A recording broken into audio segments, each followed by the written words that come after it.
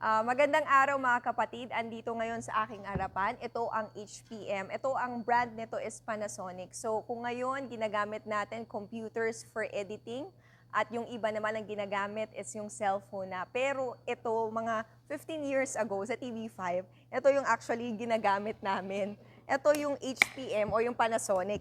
Kung makikita nyo, ito yung P2 card. Ito yung ginagamit namin for storage. So ngayon kasi 'di ba mga SD cards na or kaya meron ng storage yung computer or yung kayang cellphone. Pero ito, meron siyang P2 card. So ganito lang siya, very medyo iba siya, parang Jurassic yung dating dahil medyo makaluma pa siya. So i-on natin siya, ayan, i-insert natin siya. And kung makikita nyo, yan, thumbnails, makikita nyo yung mga clip. So yan yung iba't ibang clip na ginagamit. Or yan yung mga kinuna namin kanina lang. So, at hindi lang siya for playing, so i-play natin. At yan, pagka forward nga siya, ganito siya, oh.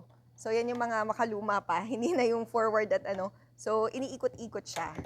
So yung may learning curve ka talaga na kailangan mong, kasi nung first time na ginamit namin to, talagang inaral namin. So ito, ganyan siya, and then, pwede rin ditong mag-edit. So ito yung ginagamit din for editing, especially mga OV van, yung mga ENG van, SNG, yun yung ginagamit nila for editing. So, pero here, actually, ito yung pinaka-playlist nila. So, ito yung timeline kapag ka nag-edit. Hindi lang kasi ma-select yung mismong clip for this one. Pero dito kasi yung video, yung V is the video, A1 and A2. So, yung not sought and yung A2, ito yung pinaka-sought or yung soundbite. So, makikita mo lang dyan, i-insert mo siya. Pag i-entry-in mo siya, yung video na gusto mo, dun yung mapupunta dun. So, medyo mano-mano siya. Hindi mo siya pupwede na katulad na ikakat mo na lang siya at kukunin mo siya. So, i-insert mo yung isang video clip na gusto mo and then the other sought or other video, saka mo siya i-insert. So, ganun siya. So, basically, makikita nyo naman, nandito rin yung channel 1 and channel 2. So, makikita nyo nandito rin yung pag-ano sa monitor niya.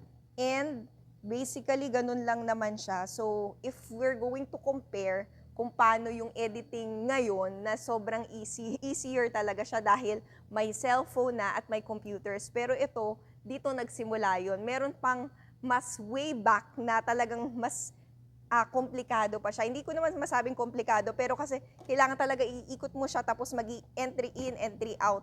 Ganun yung pag-i-edit. So, basically, ito yung isang machine na ngayon ay hindi na masyadong ginagamit kasi nga medyo mas matagal to, medyo mas kailangan talagang gamayin at talagang practicein kasi ngayon ay more on computers na ang ginagamit. So yun lamang mga kapatid.